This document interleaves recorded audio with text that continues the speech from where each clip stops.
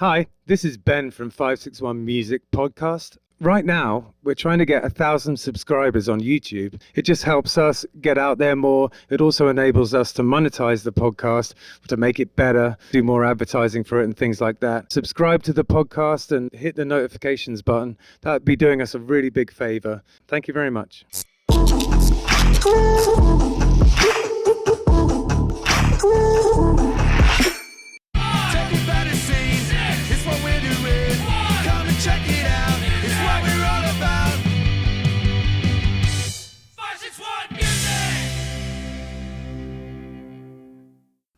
Welcome to 561 Music. My name's Ben. And I'm Hector. How you doing, bud? I'm doing good, man. How you doing? Yeah, I'm really good. I got some color put in this guy. You did get some color, man. It's awesome. Yeah, so I'm feeling pretty happy about that right now. I know, man. You guys, like, it's like infectious, man. You know, I got the one, and then, like, it's been 4 weeks. It's just barely healed, and I'm already making appointments. I hate you both. Hey, you and James can go suck it, man. Oh, man. I know, yeah. Causing, it's an expensive hobby, man. Yeah, for real. You know, I think, you know, when you get to our age, most of them are. Music is an expensive hobby. Oh, man. Life is an expensive hobby, but, you know. Yeah, it's all good, though. So what did we do this weekend? We played at DOS, didn't we? We did play at DOS. That was fun. Actually, we played DOS the previous weekend on Sunday, and that was pretty interesting because it was a holiday weekend. But then we played again Friday, I guess, this week. Yeah, and they do a great job there. You know, they put the stage right there in front of their double windows that they can open up. Well, they had that food truck invasion, man. So there was a lot of people walking by and stuff. It was fun. It was a good show. It was great. Good times. Absolutely, yeah. And then James and I we played this Guanabana, and that was cool. We Guanabanas, I should say. Guanabanas. Yeah. That was fun, and we're going to be there again on November 19th when we do our album launch. Album release. Yeah. Hopefully on vinyl, because I'm old like that, and I like stuff like that. Oh, yeah. No, you know, at this point, it's like, what, you know, is anyone even using CDs at all, you know? No, and there was a band. I went to go see my, I kind of took the weekend off a little bit, Saturday, Sunday. I had blocked it out because my son's band was playing both Saturday and Sunday for two. I guess one of them was a benefit or something. The other was a small little festival. But you always joke around when we're playing, you know, and you're mentioning the merch. You know, you always joke around about CDs and how, and then if you don't really use them, you can use them for coasters or whatever. Yeah. There was a band that was announcing their merch, and the kid got on the mic and he said, and we have cassettes for sale. And I thought, was that just a word, like as in like a generic word for an album, or does he like literally? But no, they had cassettes for sale. Yeah, like man. Homemade cassettes with like stickers on them and stuff. I'm like, that is the shit, dude. Yeah, they're pretty trendy right now. People are doing that. Yeah, dude. Yeah. I think we should have like Killbillies branded Walkmans, you know. Oh, there you go. You sell them the Walkman along with it. That's actually not a bad idea, man. I like it. Seriously, man. Yeah, so that's what's been going on. And today we have Hadi and Alfredo as engineer. How's it going, guys? How you doing? How you doing, man? Thank you for Doing having well. us. Yeah, absolutely. Thank you. It's our pleasure. Thanks for coming up. I really love your music. I think that tune that you got out is fantastic. That 4 a.m. tune's badass. You know, I'm all about it because it's got that whole 80s synth pop feel to it, so I'm all about it. Yeah. That's Hector's dream. That's my wheelhouse right there, man. Dude, no, I love all that synth pop stuff, man. Oh, dude, it's amazing. All that new wave, like that's definitely a major influence on my style. 100%. Yeah, that's awesome. Yeah. So how did you find yourself getting into music? Did you have supportive parents in regard to that? Yeah, so I mean, I'm honestly very fortunate enough to have parents who were very supportive, and I guess the best way to explain it is that I got my first guitar when I was like 6. I didn't start playing till I was 8, and I didn't take it like very, very seriously until like I was like 12 or so. Right. And then I've been playing guitar since then. I mean, before that, like the guitar was like pretty much the size of me, so I couldn't really do much with it. Sure, So, but yeah, exactly, right. And then I just kept on going with it. I've always been in bands, and then pretty recently, I'm now a solo project, and I could not be happier with it. Yeah, that's so. Awesome. Is it just guitar, or are you multi-instrumentalist? Yeah, so I mean, I play bass as well. I play synth or keys. Okay. Yeah. as far as drums, I'm learning drums. Okay. But at the moment, for my demos and stuff like that, I kind of program drums, and I have a couple good friends of mine come in, and they'll do the actual drum takes for them. Oh, gotcha. That's awesome. Yeah. Cool. So, how do you guys know each other? We grew up together. Actually, we knew each other back in elementary school. We were about 7 years old in the second grade. Yeah, cool. We pretty much were best friends then. We were like twins, believe it or not, and then he got prettier. No, I'm playing around. But yeah, no, and then middle school, your family moved to Boca. We stayed in Creek, and we ran into each other. I used to work at Guitar Center. I used to do sales, and then I did sales management or sales lead at GC, and he came in one day, and we just reconnected, and he was like, yo, I'm actually doing music now. I was like, there's no way, I'm an engineer. Oh, yeah, brilliant. It was one of those things that it just very coincidental events in your life, like we didn't talk for like almost a decade, and out of nowhere, going from, because I like you said, I left for middle school. I went from Broward to Boca, and when you're young, like something like that, losing all your friends kind of thing, it's like the worst thing in the world. Like I just remember vividly my parents being like the 5 days before sixth grade would have started, they'd be like, we're moving, and we'd be like, the fuck? like what do you mean? Like, how are you moving? Like, and and then we did, and then it was literally a whole decade until I saw this dude again, and it just happened to be that we both ended up respectfully in our music, positions. Me, an artist or aspiring artist, and him, just a very, very talented engineer. Thank you. Yeah, So fantastic. It's funny how life kind of guides you sometimes in ways that you don't even realize. A similar situation. I was a little bit older. I was probably about 25 or so, and I was working with this one guy. He was in music. He was playing in bands and stuff. And I had been in music, but I just kind of was dabbling, wasn't doing a whole lot at the time. Man, fast forward like probably 10 years, and I really didn't do much in anything. And I hadn't seen this guy in 10 years. We hadn't worked together in 10 years. And I ran into him in a Home Depot parking lot of all places. Like he's like, he just recognized That's me. crazy, man. And he's like, oh, so what are you doing? Whatever. He had just started a band, was looking for a bass player, and he's like, you still playing? And I'm like, a little bit here and there. And he's like, oh, come on, man. Next thing I know, like, I was in this working band, playing every weekend, crazy. man.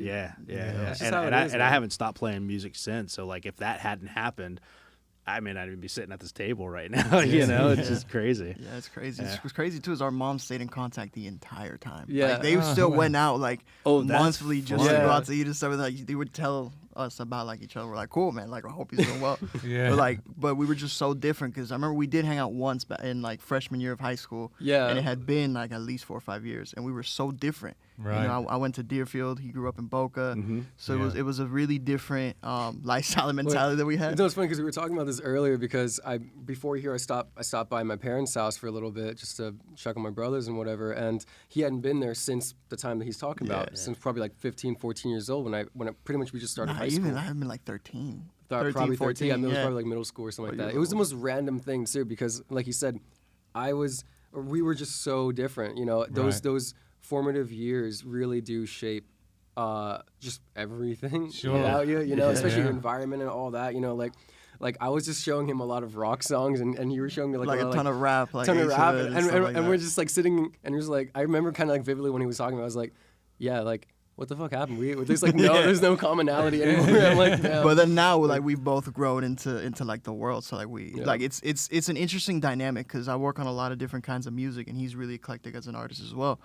So it's interesting, because some of the stuff that I do in his mixes aren't normal in like rock or synth pop music. You know what I mean? And vice versa. Stuff that I do in other rap or reggaeton records are like normally what you would do in rock. So it's an interesting dynamic that I feel like works. Well, I think as you get older, your general sort of view of music broadens, and I remember when I was young, I had all sorts of very, very strong opinions about things I didn't like, same. And then as you get older, they got stronger. As you get older, you just up. kind of, the corners soften a little bit on your opinions, and then after a while, you start realizing that there's great stuff in any genre. No, you learn to appreciate even art.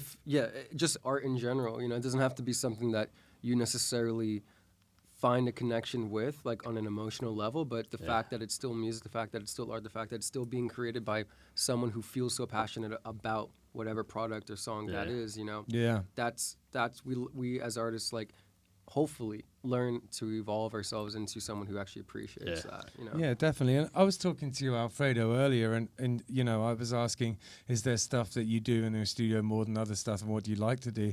And you said, you know, anything that just has heart and soul. Yeah. And that's what it's all about. You know, if the person who's doing it means it, there's a message behind it, and there's heart behind it. That's all that I care about. You know, yeah, so I couldn't agree more. Yeah, if somebody would have told my 25-year-old self that I was going to be, you know, 25 years later playing in a Americana folk bluegrass band, I would have told them they were off the Which, by the way, y'all fucking kill it. Thanks, no man. joke, Appreciate yo. it. Like, it's Appreciate crazy. it, man.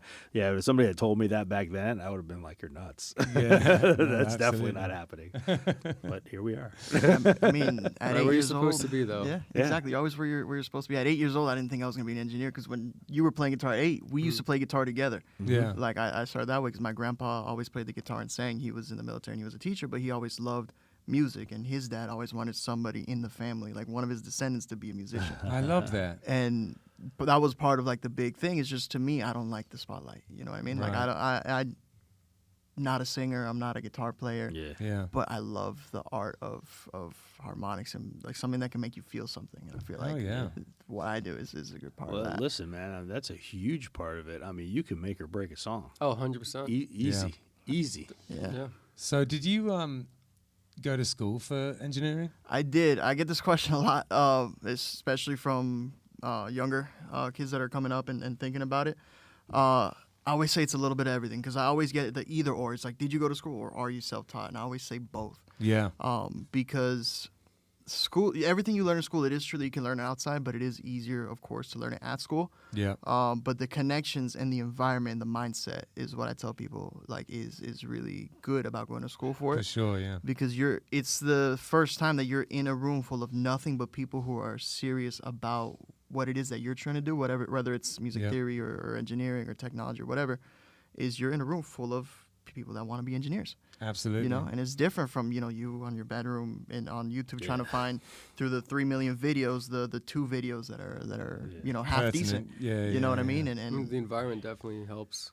Like, Yeah, it's it's like I huge. was telling him, like, actually earlier again today, you know, like, I had just gone to LA for the first time back in February of this year, and I don't know why the hell I waited so long for it, but Right. which I don't recommend. You know, if you want to travel, just travel. Yeah, for sure. Money will always come. Just do it while you're young. You know what I'm saying? So yeah, man. I was telling him, and I'm sure I'm not the only one, clearly, who feels that way, considering the amount of artists that go over there. Yeah.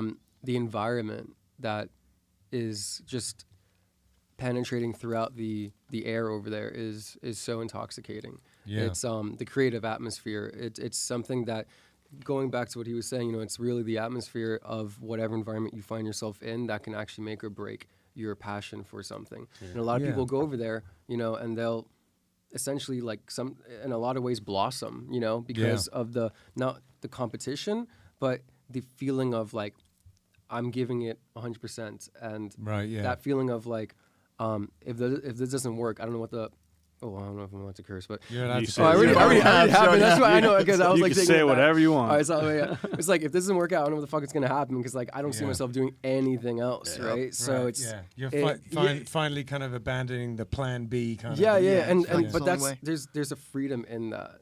Yeah, There's a freedom there in is. that. There really Yeah. is. Absolutely. When I, decided to just do this and nothing else, it's almost a relief, Yeah. And you can say, when people ask you what you do, you're like, I'm a musician. Take me or leave me. Yeah, That's what I'm you doing. can truly be Yeah. yourself and what you want to be, and I think Yeah. that's the only thing that we should try to be, Yeah. ourselves. Mhm. So I'll Absolutely. tell you, like, as a parent, like, listening to you say that, abandoning plan B, as you said, my son's a drummer, and I was really adamant. He was saying he wasn't going to go to college because he was going to be a musician, et cetera, et cetera. And I was really adamant about, like, just have a backup plan, because Yeah. saying you're going to be a musician is like saying you're going to be an actor, saying, it's like saying you're going to win the lottery. Yeah. I Yeah, mean, it could happen. It might not happen. And it has nothing, well, not that it has nothing to do with talent. It has obviously everything to do with talent, but I see a lot of talented people that don't make it, and I see a lot of not talented people that do. So it has Yeah. it has a lot to do with who you know and right place, right time, that kind of thing Exactly. as well. So exactly. so he he was saying, you know, like, you know, he didn't want to go to college, et cetera. I'm like, you know, have a plan B. And he said something to me, and I mentioned this to Ben before. Yeah, He said something to me that kind of stuck with me, and I was like, you know what? You are one smart-ass kid. He said, Dad, if I have a fallback plan, I've already failed. Yeah. I've already planned to fail. You can't give 100% to two different things. I had a similar No. conversation with my family as well. It's like if you're focusing on plan B, not only does it mean that you don't 100% believe in plan A, but it means that you're not putting 100% into plan A. 100, Yeah. And that's the only way to make it in this kind of industry that Yeah, we're in right absolutely. Yeah. now. Is to give it like 300% everything. Yeah, that I you mean, have. he's 18 years old, and he said that to me, and I thought, wow, this kid is way smarter than I am. You know? Smart kid. Yeah, because the reality behind the sort of plan B concept, and if a parent is saying that to, you know, their children, which is totally understandable because you worry about them, but the reality behind it is that there's an expectation that it will be plan B. You know what I mean? Yeah. And ultimately, it doesn't have to be. If you put a lot of work, that, you know, for example, you know, did I become a multi-millionaire through music? No, I mean, maybe there's time, but I still managed to, you know, that's how I make my living. And I think just so long as you work at it, you can always find a way to make a living in it. Sure. You know? You just got to decide that's what you're doing, basically. You know? Yeah, I mean, I wouldn't have thought I was making any kind of living with music, you know, 20 years ago. I would never have thought that. And at this point, half my income comes from playing Killbillies. So, Yeah. you know. I mean, Yeah, even exactly. adding on to these whole points, I mean, as you can imagine, there's so many different like successful people, and no one becomes successful. Just, you know, there's no beeline to success. Like, it's numerous failures on the way, and Absolutely. people only give a fuck when you actually succeed. Like, Sure. that's the funny thing. Like, it's when it happens that people are like, oh, I believed in you the entire time. I'm Yeah. like, that's Yeah, right. yeah. Okay. It's a decade-long overnight success. Right. Yeah, Yeah. exactly, But it's yeah. like, I think like Jim that. Carrey said it best. You know, he was talking about his childhood and about his dad, and essentially what he realized, because they became homeless after a while from his dad working some kind of, let's call it just more traditional path. And it's that you can fail at your plan B. And that's the scariest part. I'd rather fail at my plan A, you know, but know that I gave it my all than fail at a life that I didn't even care for in the first place. Absolutely. Like what's the point of that? Like, was there's very well said. there's no point. Yeah, that was very well said. Yeah, that's actually profound. So when you were young, what kind of music were your parents listening to? How did you sort of develop the taste for the kind of stuff that you like now? Did it come from them, or did you find it yourself? So the first two albums that I ever listened to, my dad showed me, and it was Metallica Black Album, and it was U2 All That You Can't Leave Behind. Right. So I guess that's the best way to describe my variety, and that I attempt to aspire to in my own music, is that I have songs that are more heavier. Then I have songs that are more of like that 80s new wave kind of sound, like that early U2 sound, even though All That You Can't Leave Behind wasn't early U2, but I got more in depth into the discography and stuff. Right. So, and then the first album that I bought myself with my own money was Offspring's Ixnay on the Hombre. Nice. Right. Yeah, and so, but then again, I listen to everything, you know. I listen to everything, honestly, except a lot of modern rap. I love old school hip hop. Sure. And I love old school country as opposed to modern country. I'm not saying there's not good modern country. I'm just saying, like, personally, I just relate more to old school. So anything Marty Robbins, Roy Orbison. I'm right there with you, man. Obviously Cash, you know, like all those dudes. So, Outlaw country. yeah. And honestly, even with I also listen to a lot of French music as well, though, too. So like Francois Hardy is one of my favorites. A lot of modern bands are like Junior is a great one. La Femme, I love them. They're really cool. But I try to keep my style as, I guess the word he used before was eclectic as possible, because I get bored really easily. Right. Yeah. And I don't like releasing songs that sound the same. Sure. Now, to some extent, I realize a lot of artists do that. They have one song that blows up and then they make like 5 more just like it, which is great. You know, it's a business at the end of the day. I understand that. You know, you have to go with what works. But at the end of the day, I try to do my best to communicate authenticity in anything that I release. And I know I speak for both of us when I say that. So yeah. 100%. I mean, I followed a similar path in that respect, in the sense that I've never really been able to just decide, okay, this is what the sound. Like it's always kind of drifted around and been different things. I'd say right now with Killbillies, we're starting to define a sound, but you know, in the past and over the years, I've been all over the show. You know, just like different music. Just always have done. Think about it. The Beatles, you know, not comparing us to the Beatles because the Beatles are the fucking Beatles, but like, but if you think about it, just even in the most simplest terms, they did every style. Yeah, they did every style from psychedelic to country to hard rock.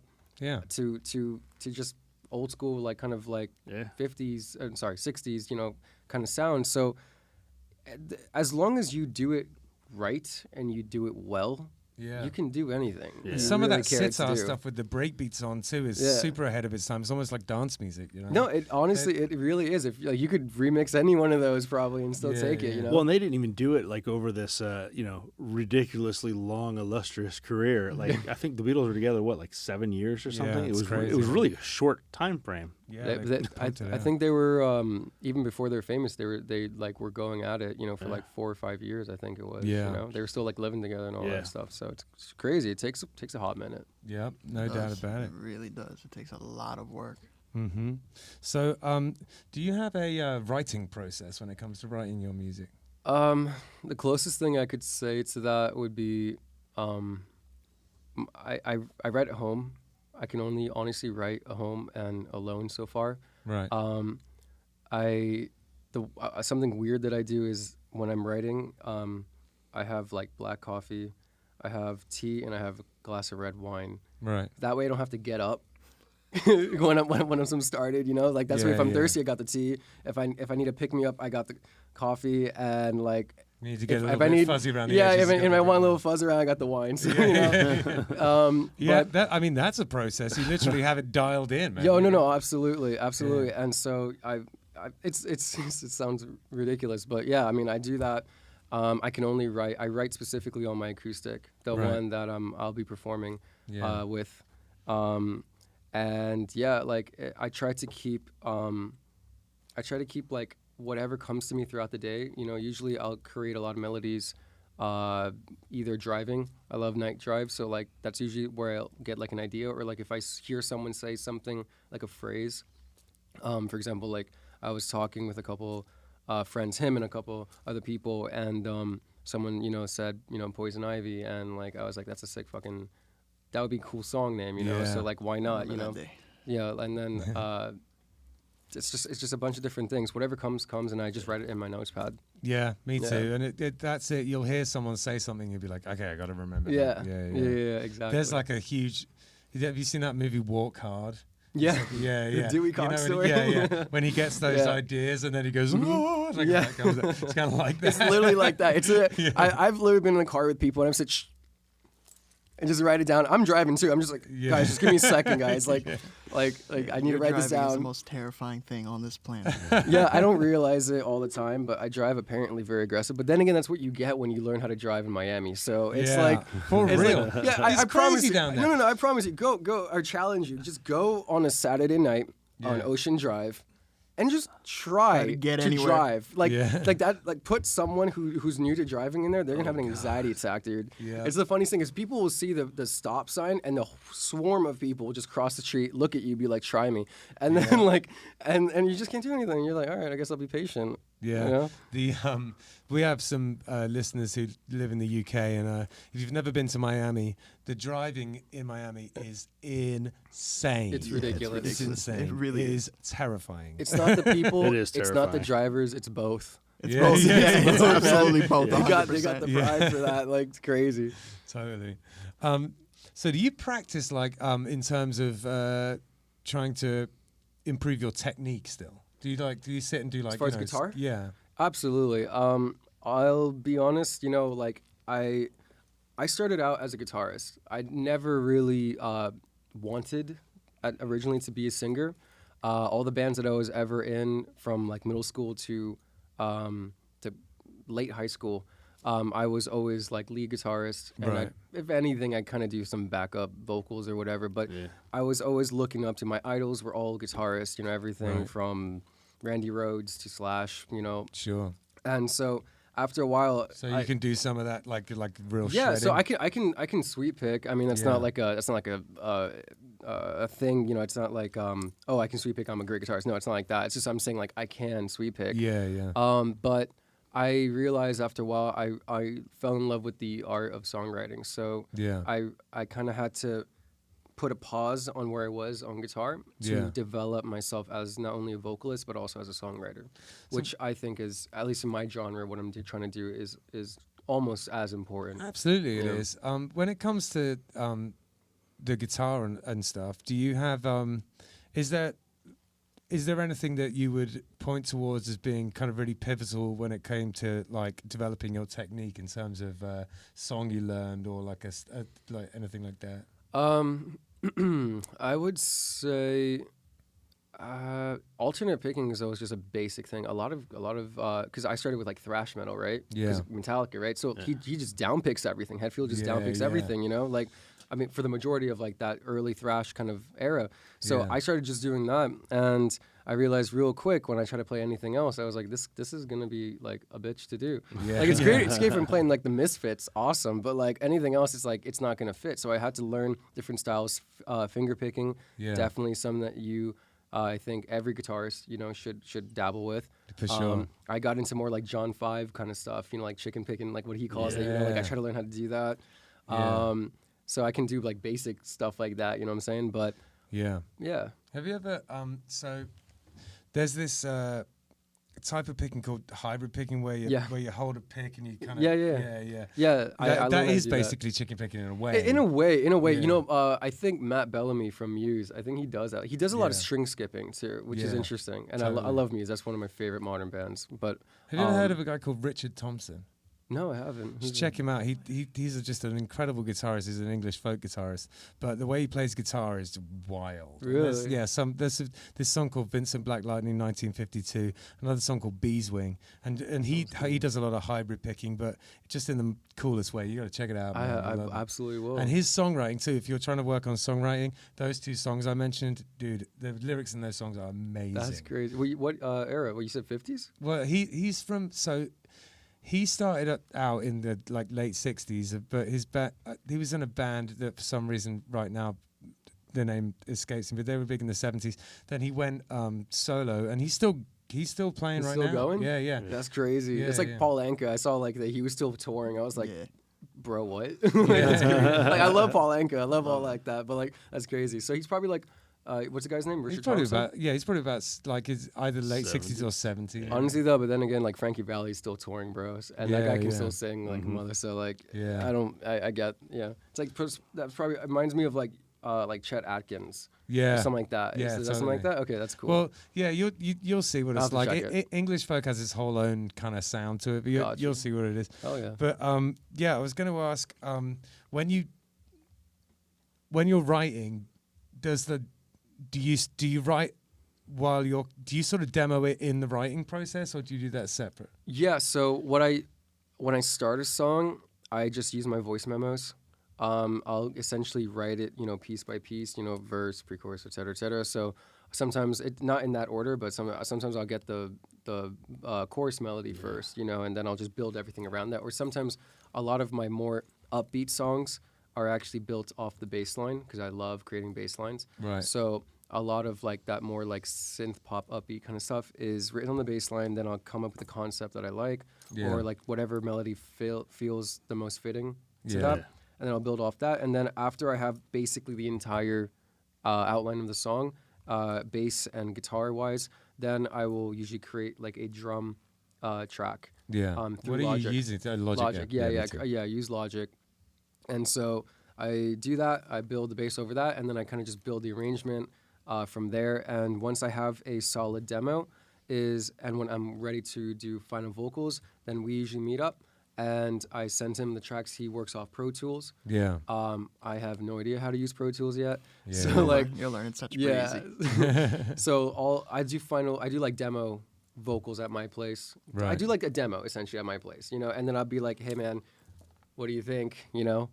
And it's usually like, sucks. No, I'm kidding. Never. No. But no, we get a demo and then we get We things hear that. going and then we get the final vocals and then mix and then et cetera. Yeah, cool. Retrack guitars. Yeah, we sometimes retrack guitars because he has a lot of analog gear.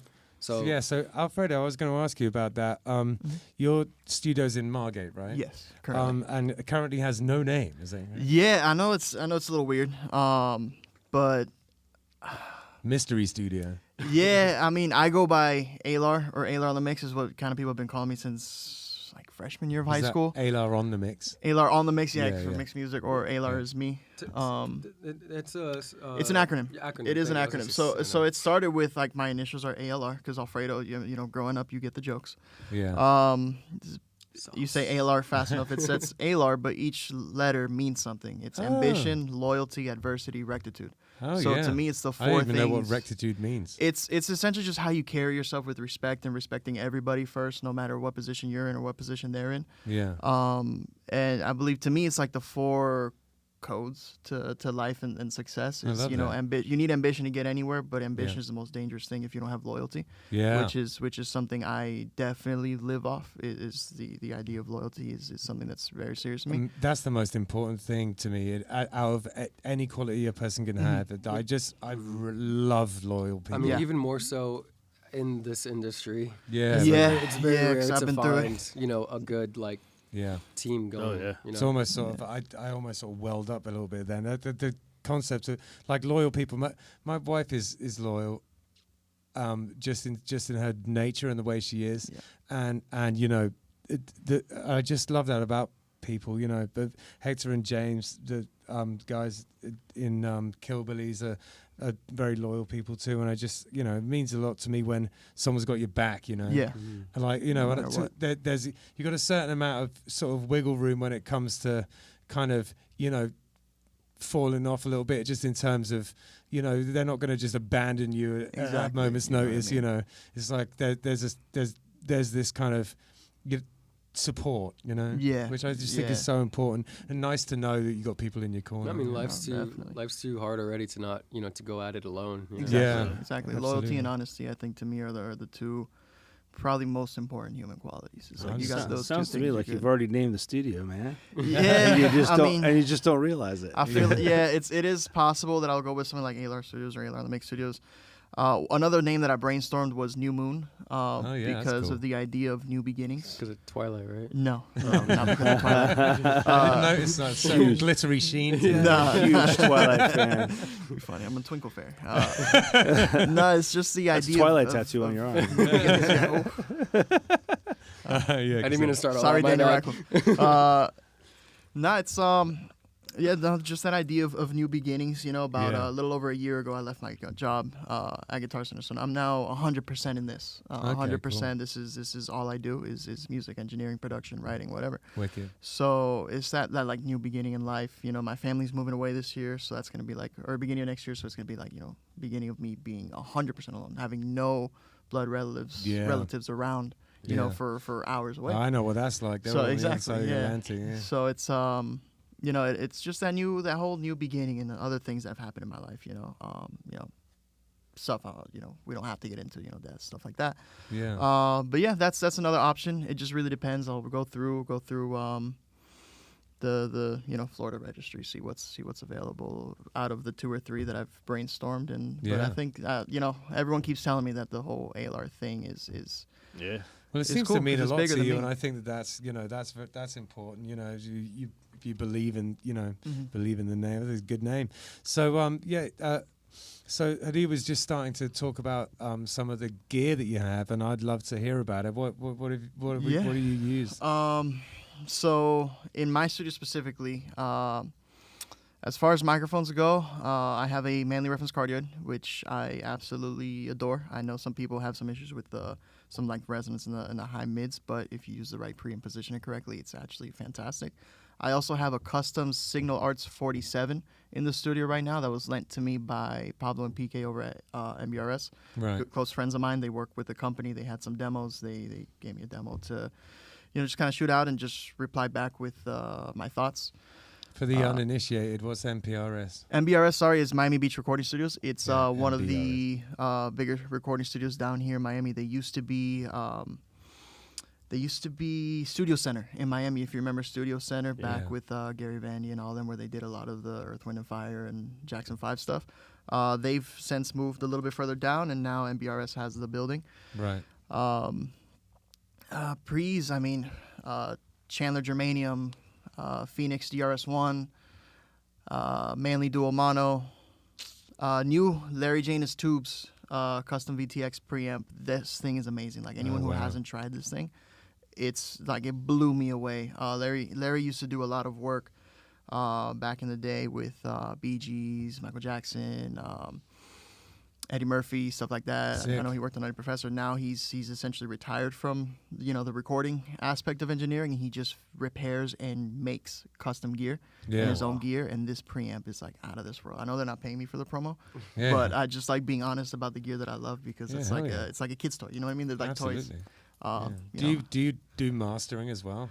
I do here and there, but generally when it's a record that I mix myself, that I've, especially with him, where I'm there from the writing process all the way through the, production, recording, mixing, everything. You tend to just kind of get into this bubble with the record. For sure. So I like totally relate to to recommend to send usually to a mastering engineer that not only is impartial to the record, but it specializes in mastering, because it's its own craft. Mixing and mastering are very separate crafts. Yep. So I have some records where I do both just because of clients' needs, and I have mastered as well.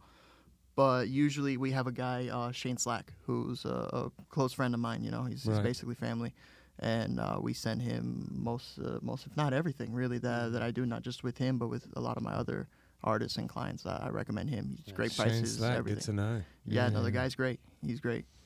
Cool. So how have you found the Florida music scene in terms of sort of, have you done much playing out with this act? Yeah, so I mean, like I said, I was always in bands, so I played before live, but in like an actual band project.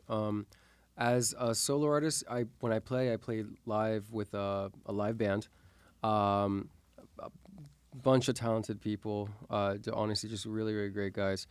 And I've gotten the fortunate opportunity to meet a lot of amazing local artists. Cool. Aspiring artists and all that. What kind of places are you playing lately? So my first show as a solo artist was Propaganda. Oh yeah, right on. We did Propaganda. Nice. So Matt Krug, who runs the place, or used to anyway. So I didn't talk to the owner, unfortunately. It's a woman now. I think it's a woman that runs it is. Yeah. Now, okay, I know her. I did not know Matt. She's nice. But yeah, Propaganda, O'Malley's. I'm going to be doing Sandbox in the middle of October. What was it? A Poorhouse. Oh yeah, played Poorhouse. Yeah. That was a hell of a show. That was really, really Poorhouse fun. was probably the best show that we had. Dude, it was so sick too, because the funny thing is, like, I was last on the bill, right? And I didn't end up playing till I think 2:30 in the morning, And it was so cool because as you guys know, that whole area closes essentially at 2, right? Yeah. So everyone's just dipping out all these places, there's just people roaming the streets and stuff, and so they just ended up by default just coming into Poorhouse right when we were starting to go, right? And it was just awesome. The feedback was great. Oh, it's amazing. I mean, I don't know about you, but I had a bunch of people come up to me and be like, "Yo, I come here every week. He did this sound. is the best show." That's what I was going to ask. Yeah, doing the sound. Yeah. No, I literally don't trust anyone else with live sound. He's the best. And is it the same people all the time that you're playing in your band, or are you switching it up? So I switch it up usually. So far, hopefully, I don't have to say so far, but permanently, I work with a good friend of mine. He's a drummer. His name's Josiah. Right. Killer drummer, just insane, man, insane. He actually does drums also for Hands Down and for another band called The Flirt. Right. They're also local bands based out of Miami, or one's in Miami, one's in Boca. Right. And I played so far with JLG. Amazing. They're another band. If you like the 80s synth pop kind of stuff, literally same avenue. These guys, it's a vibe. Awesome, man. These guys are awesome. The whole band is awesome. Jordan is the good friend of mine. He's or for ours, and he's the head of that project. It's a solo project as well, so it's kind of the same deal as mine. Yeah. Have you heard Violet Silhouette? You heard those guys? No, I actually They're haven't. pretty cool. They're a local kind of goth electro pop Ooh, I band. love that. Cool. Yeah, that's they're sick. great. Oh, I love goth, dude. That's so sick. Yeah. I got Violet Silhouette. Violet Silhouette. That's a sick name, man. Yeah, it really that's is. cool. Yeah. That's sick. When you're playing out, are you playing are the shows you playing just original shows, however whatever length, 30 minutes, an hour, that kind of thing? Oh, yeah, or, yeah. or are you doing like the fill in the 3-4 hour void and filling it in with some cover and some mixing of originals and covers? Yeah, have you et ever cetera? done like one of those really long gigs? I have before. But as far as this specific project and what I'm trying to do with this project is specifically, going at it as like all originals. Yeah, Nice. for sure. Yeah. I figured, yeah. I do have on the set list like one cover song I try to keep in. For the show so far, I've been doing Rebel Yell. Oh, yeah. Love, like I was saying, we were saying earlier, love Billy Idol. Yeah, you can tell there's a bit of Billy Idol going on love here. him. So we did like a more like hard, well, it's already hard rock already, but like, like a modernized version of that, of Rebel Yell. Yeah. I'm going to be, the next cover we're going to be doing is Bet You Look Good on the Dance Floor by Arctic Monkeys. That's a That's tune, going to be yeah. a fun one. Yeah. But all the rest are usually like 6-7 other originals. Gotcha. Yeah. Yeah, awesome. I'm really looking forward to coming to see you play. It sounds Dude, like yeah, an hell yeah, absolute man. blast. We got what, like 3 coming up? We in got October? we got well, 3. The first one is me covering guitar and bass for JLG. Yeah. And that's gonna be the beginning of October. But Right. I'm gonna be playing with my project on October 14th Okay. at Sandbox. Yeah, nice. And then I know Stage Mom podcast. If you know Oh, Stage yeah, Mom, yeah. she has a thing going on October 29th, like a Halloween Yeah. like festival thing. So we're gonna be playing that as well. Oh, wicked. Nice. Yeah. Nice one. So, when it comes to social media and all of that nonsense that we have to do, who's doing that for you? Are you doing it? Yeah, no, it's just me. Yeah. Yeah. And how much of it, like how much importance do you place on it, and how do you go about it? So like it's like how much importance do I want to place on it? Or like 'cause that's the real question, right? It's like Yeah. Again, I'm fortunate enough to know just amazing talents and people, more importantly, around me. A lot of the pictures that I have, like the more studio looking pictures, are shot by Dmitry Zitov. He's an amazing photographer, just crazy. I'm actually going to be shooting a music video for an upcoming single called I can say the name, right? Sort of, right? No? Yeah. Yeah, yeah. It's called Kerosene, so that's gonna be the second single.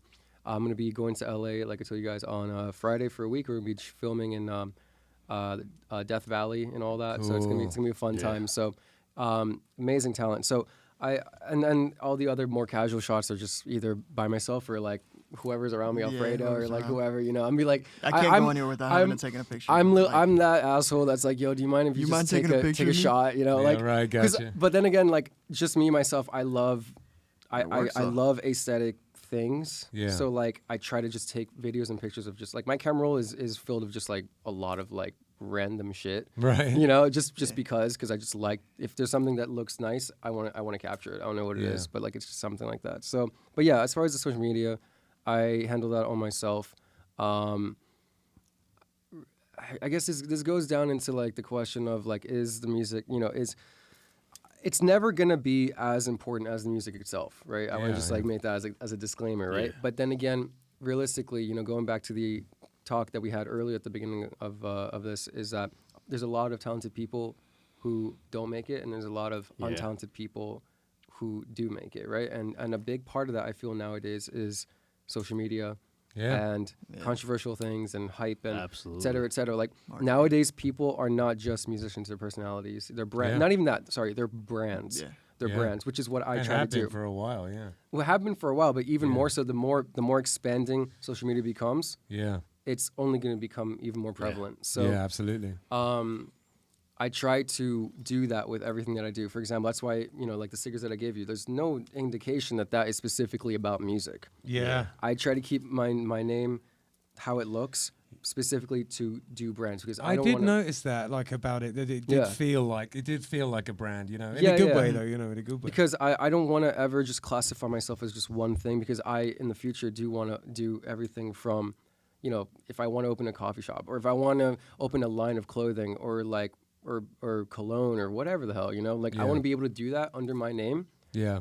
and and not have to be like, oh, people only know me as this. No, it's like I want to do all these different things. I want to go into acting. I do modeling, so I do all that kind of stuff. So I try to just keep it as general as possible. And that's really smart. And it's something that I've never been very good at. I've never managed to kind of hone in on like just like this kind of kernel of like what I am, you know what I mean? Yeah. Like distilled version of it. And it seems like you're pretty, good at that. And Well, it's always evolving. That's the thing, though. But you have to be, not saying that you are. I'm just saying one has to be open to what they don't know yet, about themselves even. A lot of people, unfortunately, are very fearful of themselves in a weird way. It's kind of odd, and not to say that I have no insecurities. It's just that at the end of the day, like when I evaluate it, and I do a lot of self-reflecting because I just talk to myself a lot. But I don't think any of us have the time to give a fuck about like things that don't really matter. Yeah, like, for sure. Like there's always gonna be a critic, and honestly, like I'll post stuff, I'll get hate, and I'm like, dude, all you're doing is contributing to the algorithm. So keep on, bro. Yeah, Get your man. friends involved too, bro. Like I don't care, man. I've been called every name in the book. It to me, it goes one ear out the other, man. Like It's doesn't a matter. very healthy attitude in this world that we live in these days. I mean, honestly, like you have to be your own, self-critical, your own critique. Your own biggest critic. Your own biggest critic. Thank you. Yeah. Can't speak English. You have to be your own, biggest critic, but at the same time, you have to be your biggest supporter because in this kind of industry, especially, or just in general, whatever you want to do, regardless of music or business or whatever, no one's gonna believe in it as much as you have to believe in it. Oh yeah, and no one's going to believe in it if you don't. If you don't. If you don't, exactly. exactly, Yeah, right? yeah, So yeah. you gotta essentially sell yourself, like everything that you do, you gotta just keep on going and keep on evolving into the person that you see yourself when you look into the mirror. Because when I look into the mirror, I don't see myself as like what I am right now. I see myself as like what I want to be, right? So it's Sure. like we don't have the time. Like I said, we don't have the time to like be distracted by negative thoughts. And not to Yeah. say that I don't ever get them, but I it's actually just wrote a that- song, and the chorus is instead of "Who do you think you are," we say "Who do you want to be?" Yeah. Yeah. Yeah, it's exactly what that's supposed to be. Yeah. That's big. I think this is talking of songs, a perfect time for us to hear you play us some songs. You up for it? Yeah, man, I'm hyped. Yeah, let's do it. I'm gonna be playing 4am and Moon for you. Wicked. This one's unreleased. It's called Moon.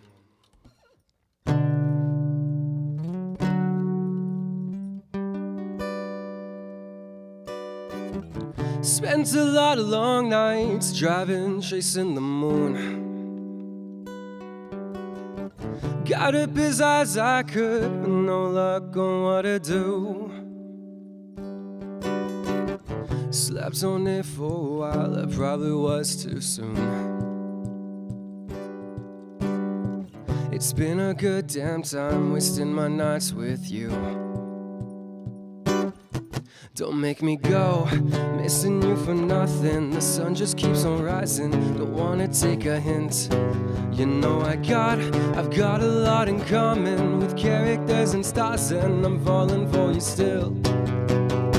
I like to think you were always my getaway, but you had to leave me. Who runs in second guessing never went my way. The show's almost over now, and I've been trying to light it so much I catch it on fire. You got me feeling all nauseous, knowing I won't see the other side. Alright. The nights are wearing thin, I just don't wanna see it, don't care to believe it. Never want this to end. Why when we haven't started, two bodies that stay uncharted, making me go, missing you for nothing. The sun just keeps on rising, don't wanna take a hint. You know I've got a lot in common with characters and stars, and I'm falling for you still. I'm falling for ya. I like to think you were always my getaway, but you had to leave me. Who runs in second guessing never went my way. The show's almost over now, and I've been trying to light it so much I catch it on fire. You got me feeling all nauseous, knowing I won't see the other side. Alright.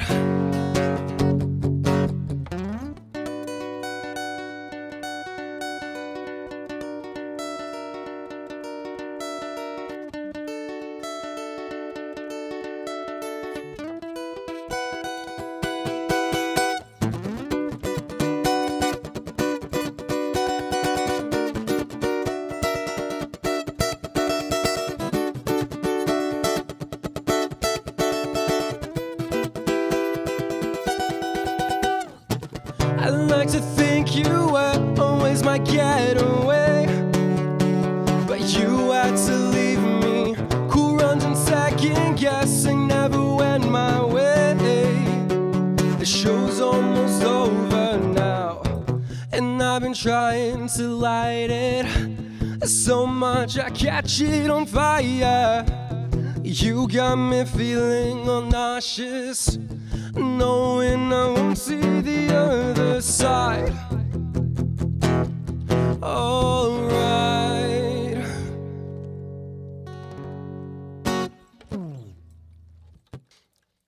This one's called 4 a.m.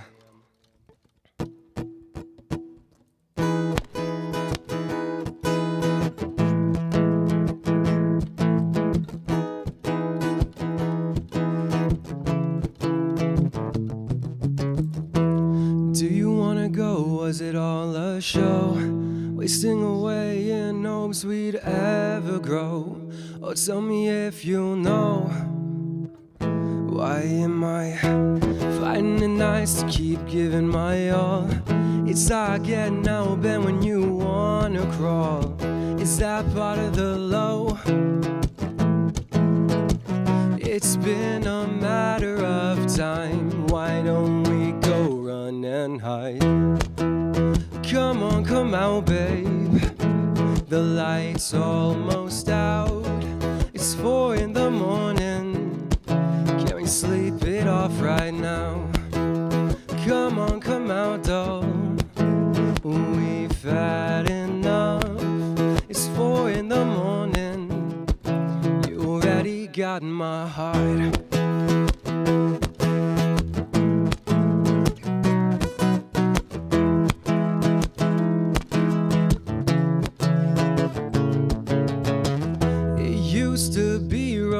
And moonlight, they say good things don't last for a long time. Your parents never thought we'd be fine. Promise me they won't go and change your mind. It's been a matter of time. Why don't we go run away and just hide? Come on, come out, babe. The light's almost out. It's 4 in the morning.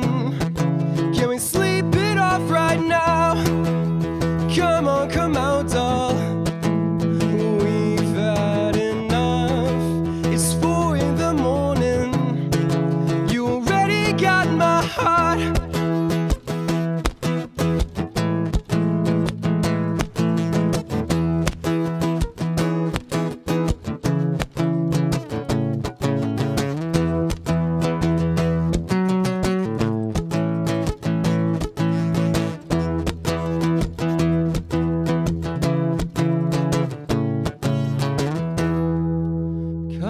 Come out, babe. The light's almost out.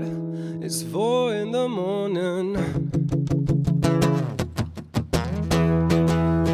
Come on, come out, babe. The light's almost out. It's 4 in the morning. Can we sleep it off right now? Come on, come out, doll. We've had enough. It's 4 in the morning. You already got my heart. You already got my heart.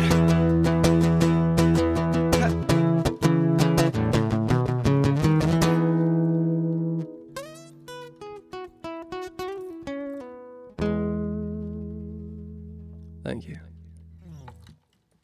All right, guys. So this week we have a new sponsor. It's Bak Middle School of the Arts, and they're having an event called Fall in Love with Bak.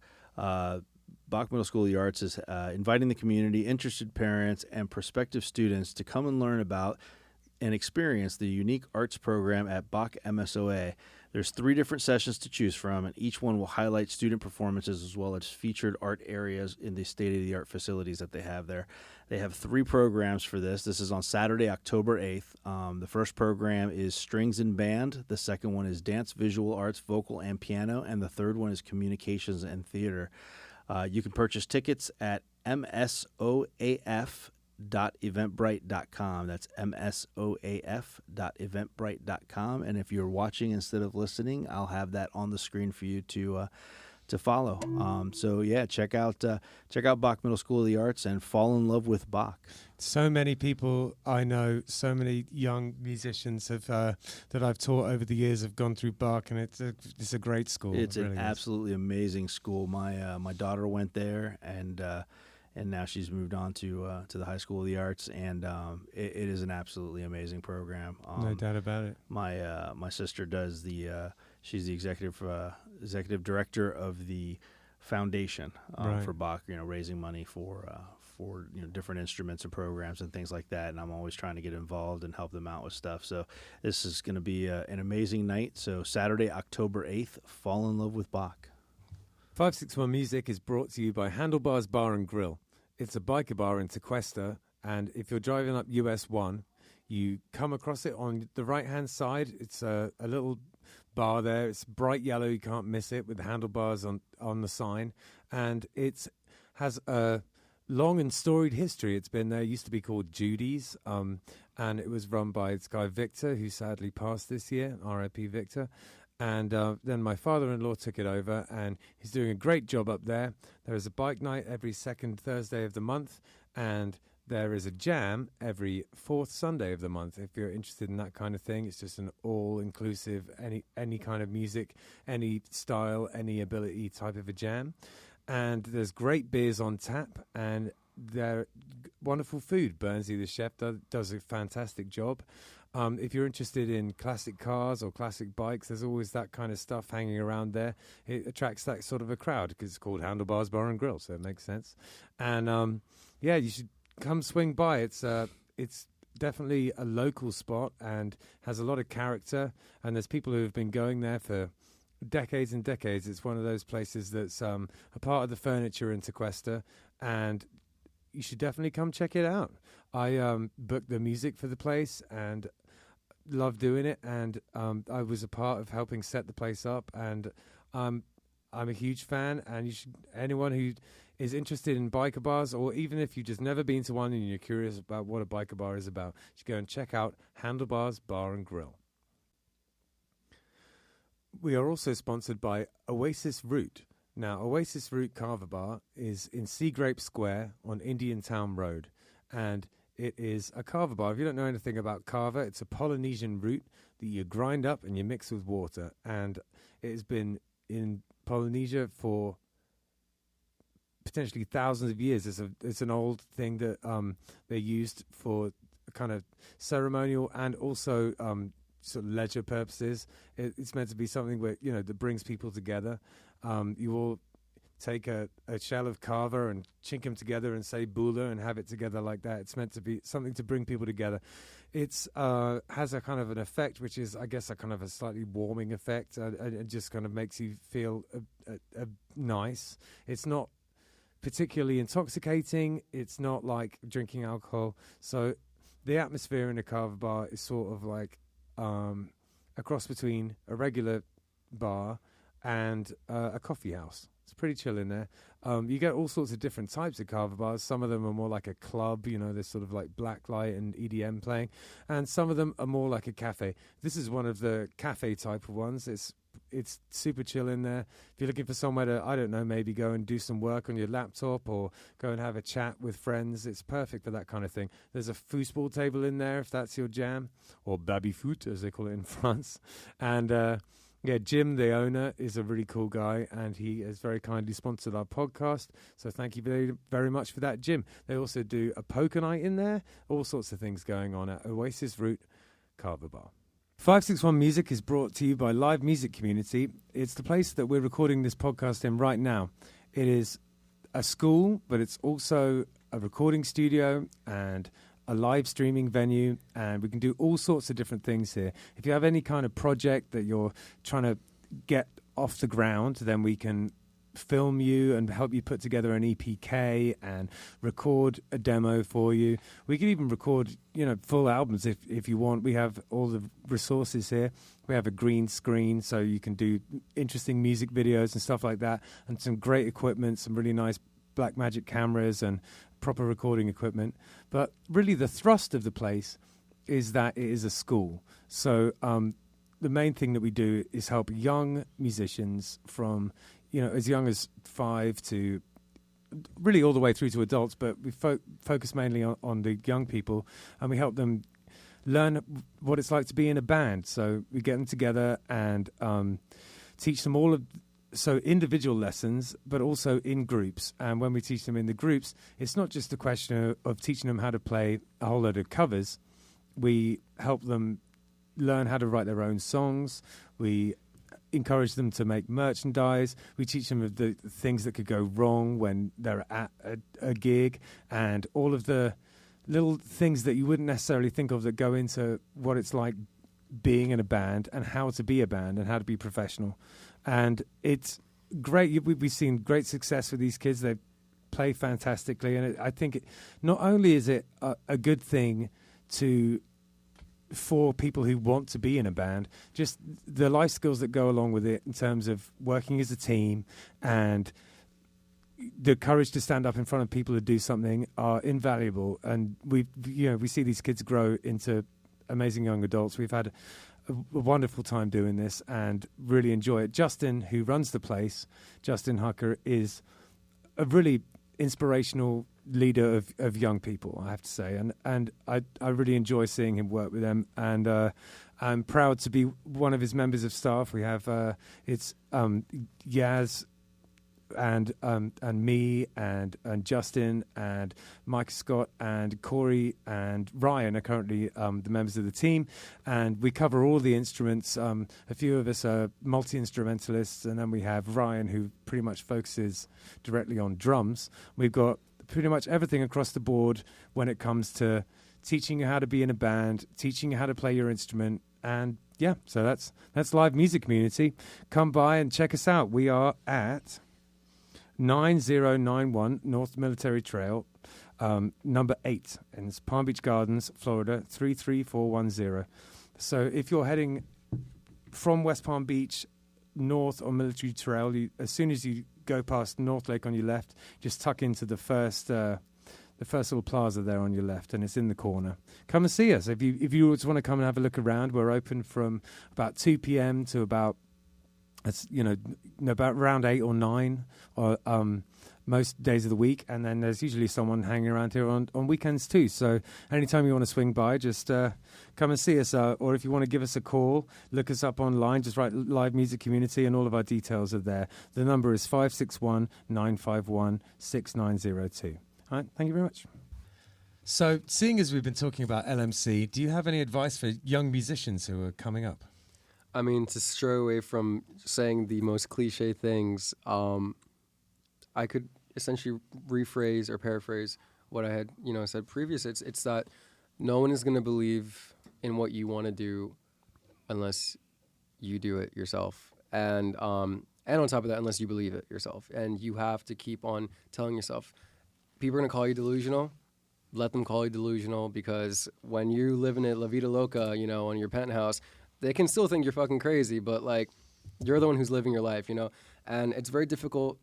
I think every musician goes through that phase by, their loved ones, essentially being like, hey, it ain't happening yet. Are you sure you don't want to do anything else? And I don't, there's a level of maturity that is required to handle those kind of confrontations. in a healthy way. Yeah. Anger is not one of them. It's honestly to explain, just literally just spill how passionate you are about what you want to do. Yeah. Because maybe, and just maybe, they might get a shred of a hint from the half-hour explanation lecture that you will give someone how much you love something, you know.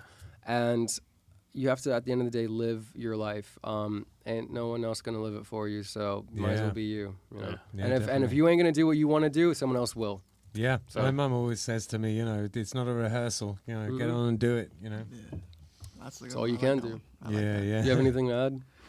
Wow, I can go on for hours, to be honest, because I mean, I've been doing this professionally, like in studios, since I was maybe 14, 15. Yeah. You know, 25 now. So I've been at least 9 years officially in the industry, you know, besides like the garage band stuff. One of the main things I say too is retain your humility. Stay humble no matter where you are, because that's one of the things that I see damage a lot of careers is ego. Yeah, for real. And it happens quick too. Quick, man. And if you have it before you even start, imagine when you get there. You know what I mean? And people see that. You know, there's so many talents that I've seen, you know, going back to what you said, you know, not get their shot because their ego is on full blast in that meeting with the label. Yeah. Or in the studio with the engineer that doesn't want to work with you anymore. Yeah. You know, because you don't know how to, you know, that person that you think, you know, might not be much that's sitting right over there, that could be the key to everything. Yeah. To everything that you want. You know, retain your humility, be nice to everyone, never forget that it's about the music. And, you know, the money's great and all of that is fantastic. And, you know, we love the fact that we can make a living doing what we love. Yeah. But we do it because we love it. You know what I mean? Right We're on. not in it for just the money. We're in Yeah. it because we love it. We love what we do. It's something that makes us happy. And it's the only true universal language that we have is music. Yeah. It's the only thing where it could have no words in the song, but you know exactly what the song says. Yeah. Because it's universal, it's feeling, it's everything. So never let that go. Anyone that's coming up, never let that go. Yeah. Retain your humility. Of course, you don't ever let anyone walk over you, but retain that humility. Yeah. And keep that forever. You know Yeah. what I mean? No, that's some great advice. We have a picture of your guitar, I believe. Yeah. Yeah. Why don't we take a look at we do a little bit of gear porn and talk about your guitar. Oh, yeah. Damn, that's a nice, sexy guitar right there. Did you give it a name or no? Honestly, no. My other two have names. I have two D'Angelicos. D'Angelico Premier DC, wine red, and then my main one that I use live is a D'Angelico Deluxe Ludwig, and that one's called Stardust. Right. But this one, I don't have a name for it. Honestly, I've never. Susie. Does it look like a Susie? Nah, that's the meme. You should give it like a really humdrum name like Alf or something. But that's my main acoustic that Right. It's a I've beautiful guitar. had probably since freshman or sophomore year of high school. Yeah. And that is the guitar that I write everything on. I had a go on it. It plays real nice. Dude, I know. I mean, it sounded great when you were playing it too, bro. Like I remember getting it, and I don't even know how long the strings were not changed on it, but it went for another like 2.5 years. It does not lose tune, bro. Oh, wow. Except when I throw it in the case. But like, it does not lose tune, dude. Like, it is actually insane. Now, obviously, I change the strings like every like month or so, but Yeah. because I'm not necessarily always performing live with it, Yeah. unless I'm doing like acoustic sets or whatever. But that's my baby though. Like, love it. Love Yeah. it. It's awesome.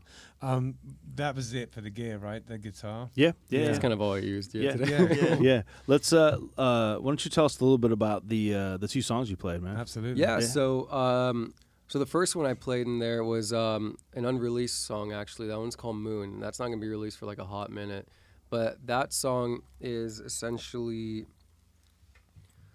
It honestly answers the question. The first like 2 lines, like, spent a lot of long nights driving, chasing the moon, got up as high as I could with no luck on what to do. So it's like essentially communicating the idea or the concept of an unrequited love. Like, once you get something that you've always wanted, sometimes you realize that it's like not really what you needed.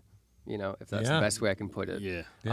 The chorus. Be careful what you wish for. Be careful what you wish for, because even that, you know, it's, what's that? Not all that glitters is gold kind of thing. You know, you can long for something, and it's amazing. It's something that I think artists, all musicians, all artists, you know, whether it's music or painting or whatever the case is,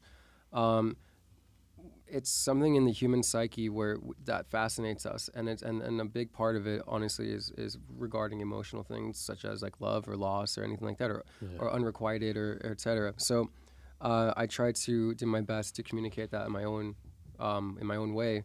Yeah. Hopefully, it communicates well to those who listen to it. But yeah, that's what that song's about. I tried to give it a like. You guys haven't heard the actual version of it, so like it's not gonna make sense when I say this, but it has like a very dark synth pop vibe to it. Hector's getting Yeah, hot. I'm gonna send you a man. demo. Like, I'm gonna send you a demo excited of it, about bro. I'll send you a demo of it. I think you'll dig it. It's like I can't honestly think of like a reference track, but I try to do like a very like heavy dark synth pop song for that. Cool. And then the bridge goes into like a flamenco guitar, which is what I was kind of like playing. I Sure. kind of made it funky in that rendition, but like Yeah. that's essentially what it does. And yeah, the second song obviously is the one that is released. That one's called 4 a.m. That song is about letting go of all inhibitions regardless of what could go wrong, Yeah. you know? So it's kind of interesting to play those two songs because one is like, I want something. The first one's like, I want something. I got it. I don't want it. Yeah. The second one is like in this case, a relationship aspect as well. You know, it's like, we want something. The person is hesitant, and I'm trying to essentially tell them, I'm pulling a John Cusack, you know, holding the speaker, the boombox outside the window, being like, "Yo, like, come on, come out, babe, lights almost out, et cetera, et cetera, et cetera. Can we sleep it off right now, et cetera." And so, like, I'm trying to just communicate to them that, you know, even if this all goes south, like, I will never regret it, you know. Right. Yeah. So that's what that song's about. That's good stuff, man. Yeah, It's all man. well thought through. It's fantastic. Yeah, both of them are a jam, man. And I the appreciate it. So hooky, unbelievable. Yeah. Thank you, man. Yeah, Appreciate it. That means yeah, a the lot. 4 a.m. Recording you have on Spotify and Yeah. everything. It's a jam, man. Yeah, that's Like, all thanks I to was, him, man. I was like Nah, man, listening to I it in the started with a car good and record. stuff, you know, Without getting that, I'm prepped screwed. for the show, man. Like I just had it like on loop. I must Hell have listened yeah. to it like 5 times in a row. It's a good I love song. It man. is a good song, Thank you, man. Yeah, Thank you On so the much. drive home from mixing that, I was like, it was just on loop because I was like, damn, like we It's finally finished it's the song. infectious, man. Yeah, It is. It is. You did a great job. So what's coming up then? What's in the works So a here? couple things. Like I mentioned before, I have 3 live shows coming up. The first one is not of my set. Is not of me. I'm actually been playing with a good friend of mine, Jordan from JLG. I'm going to be covering guitar and bass with him. That's on October 9th, I think it is. Right. So definitely, you know, keep up to date with that. Come out. If you want to catch me and JLG and a couple other amazing acts, local acts, live, we're going to be playing on the 14th of August at Sandbox in Miami. Is Glass going to be in that show? I hope so. I hope Glass so. Cities, by the way, if you don't know Glass Cities, Oh definitely my check out God. Glass Cities. 14th of October. Of October, one yes. of the Yeah. best bands to ever watch live. Oh, Literally. Ever. Like Hadi, They're JLG, insane. Glass Cities to me are like the 3 Those, bands. that's the crew My that first I concert love was Rush. sticking with. Yeah. Yeah. So I'm gonna put it into context. My first concert was Rush. I've seen them live twice. Thank God. You know, Wow. rest in peace.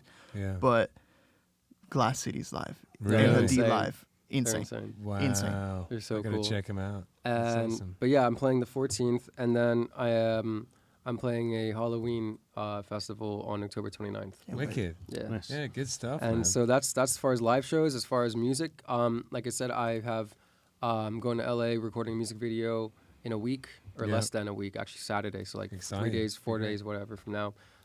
For the next single called Kerosene.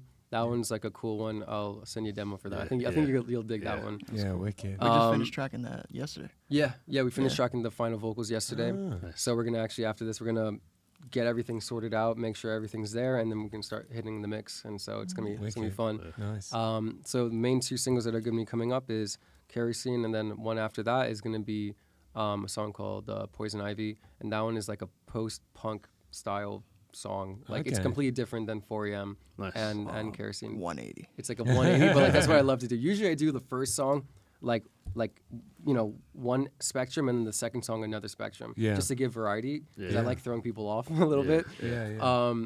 But I wanted to have a middleman for this one because Okay. it's just that much different. So Wicked. Nice one. yeah. So, All right, then what have we got coming up? We have an amazing weekend coming up. We have Meg O'Malley's, one of my favorite places to play. Yeah, up in Melbourne. Yeah, and then That's on Friday, isn't it? Yeah, it's on Friday, and then O'Shea's on Saturday. So two really fun spots, man. Yeah, they both really suit our band because we play so much Irish music and Irish pubs. That's awesome, yeah, and James and I are at the Square Grouper on Saturday afternoon. And I was going to be at Cork on Sunday, but apparently that's not on anymore, so don't worry about that. So don't go to Cork. Yeah, or go to Cork, but just won't see Ben there. Exactly. Yeah. Good stuff. It's been so nice to meet you. Absolutely, likewise. Yeah, again, it's funny. I said this last week to the people who were on, but you really are the real deal, and it's nice to see someone doing it well. And dude, that coming from you guys means a lot. So yeah, wicked, man. Thank you so much. Well, this is I mean, we said this last week too. When we started this podcast, of course, the first handful of people that came on here were basically our musician friends, we hit the 1 year mark and we started treading into territory of okay, well, who do we get on here now? And we started putting out the form, and people like yourself started filling out the form and submitting. And so it's cool because we're getting people on here now that we didn't know. We didn't hear of, we didn't know who they are. We haven't heard of them.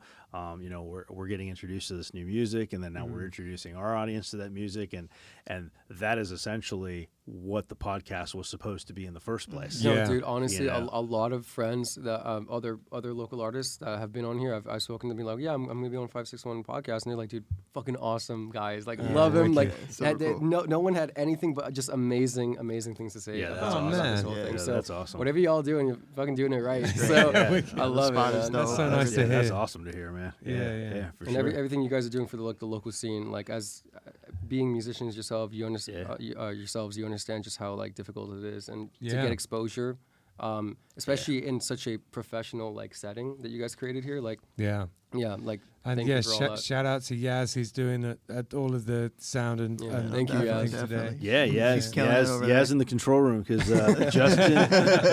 Justin is doing. Justin is filming. He's going to be away for a couple of weeks, man. He's filming for the Shake, taking all the video and all the filming and everything for their rockumentary, if you will. That I keep telling him. I have mixed feelings. Like, on one hand, I want him to take a lot of footage. On the other hand, I don't, because I'm editing when he comes back. So the less he has, the easier for me to edit. I tell you what, though, it's great. And it's the longest that he's left the school alone for, so he's a little nervous about it. But we're going to look after it for you, Justin. It's in good hands. Don't worry. Don't worry, Dad. We're not going to have a party while you're gone. Not too many, anyway. We have a big rager in here. We didn't hear that, Justin. And as always, everybody, thanks a lot for listening. Thanks a lot for tuning in. We absolutely love all the support we get from the community. If you want to support us financially, there's a link at 561music.com. You can support us one time, a one-time hit, and any amount, $5, $500, whatever. Or there's also a link on there, and you can become a sponsor of the show, and that's a huge support for us. And of course, I've said it before, Ben and I are not getting rich off of this. In fact, Ben and I are not making money off of this. In most cases, we're putting our own money into it. But we, any amount that anyone gives us, or any sponsorship money that comes in, it all goes right back into the podcast. It goes in for production value. It goes in to help us promote it. It helps us, get the word out there. And as a lot of you know, we did the 561 Music Festival last year, or this last April rather. It was the first one at our 1 year anniversary, and we're doing it again in 2023. We've already locked in the date. It's going to be April 1st. It's not an April Fool's joke. We absolutely will be doing it that day at Matthews Brewing, and it'll be the same thing. It'll probably be 20 bands, 2 stages, that kind of thing. So all that money goes into helping us put that show on, and again, that show is just more exposure for the local community and pushing local artists and stuff. So any help is always appreciated. Absolutely, yeah. And so we also want to try to monetize the YouTube channel. So we need your help for that. We need to get to 1,000 subscribers. Yeah, please subscribe, guys. Like and subscribe. And subscribe. And all of Hadi's links and everything will be in the show notes, so everybody will be able to find you. All your streaming stuff, your website, email, everything will be in there. So so if you guys want to check it out, you want to check out when he's playing, when his band's performing, etc. All that stuff will be in there. So appreciate you guys coming out, man. This is amazing. Thank you. Actually, I want to add real quick before we get off. Yeah. So everyone watching sees or knows, I didn't know I was going to be on the podcast until we were driving here. But I do want to say thank you, because there's a lot of movement now in showing the behind the scenes, and the engineers and the producers that we've been pretty much slept on throughout all of history. Yeah. So besides this being my first, podcast or official interview, I think you guys might be one of the first, if not the first podcast to bring the engineer on. Oh yeah, The artist, engineer, and producer on, which I think is huge in crediting the people who are Oh yeah, behind man. it. Like Well, we it's said our before, pleasure. man. You Not even can- for me, for everyone else. You that's can coming make up. or break the song. So Yeah. Absolutely deserves some exposure, and it's very nice to meet you. You too, you too, Yeah, you guys yeah. too. You guys are great. Likewise. Check Yeah. out the studio, like, subscribe, because it's dope. Yeah, wait to to do. do. All right, guys. Thanks. See you later. Appreciate it. Peace out. Yeah.